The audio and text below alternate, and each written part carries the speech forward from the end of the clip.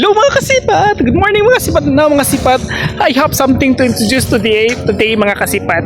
Mga kasipat, we are now in Gaomi Wetlands mga kasipat. Gaomi Wetlands mga kasipat dito sa Taiwan mga kasipat. Ito yung parang what we call this mga kasipat, yung parang windmill Ilocos mga kasipat ba? Ilocos windmill mga kasipat. Meron din sa windmill dito mga kasipat.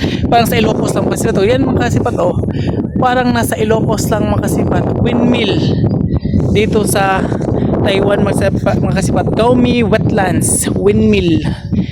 Akala nyo sa Pilipinas lang meron din sa Taiwan guys. Ito mga kasipat, ang ganda dito mga kasipat. Tingnan nyo mga kasipat, ang ganda dito mga kasipat. Tingnan nyo naman mga kasipat.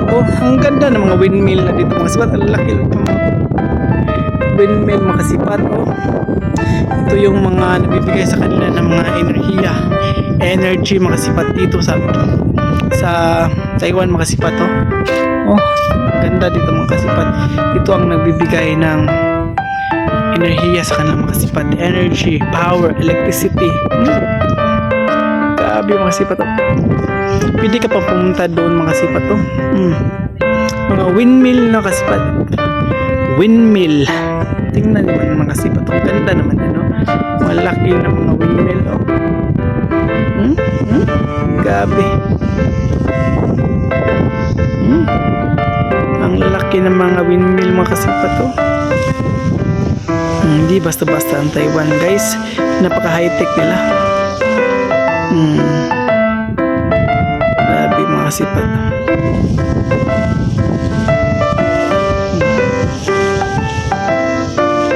Dito kayo mga kasipat. Ito yung mga parang viewing nila mga kasipat sa mga windmill. Yung mga turista mga kasipat dito lang sa mga kasipat. Ang dami pa dito mga kasipat.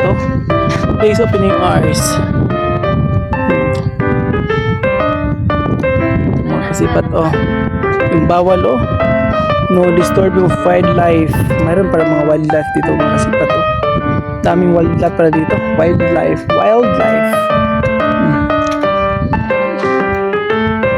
Ito yung mga kasipat. May mga dalawang babae doon mga kasipat. Mga turista din.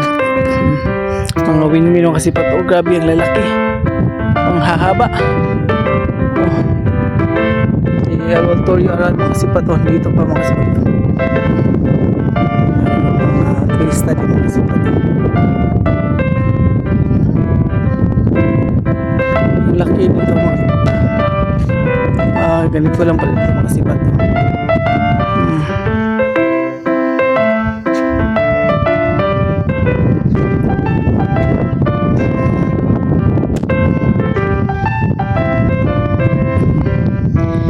Yan mga kasipat.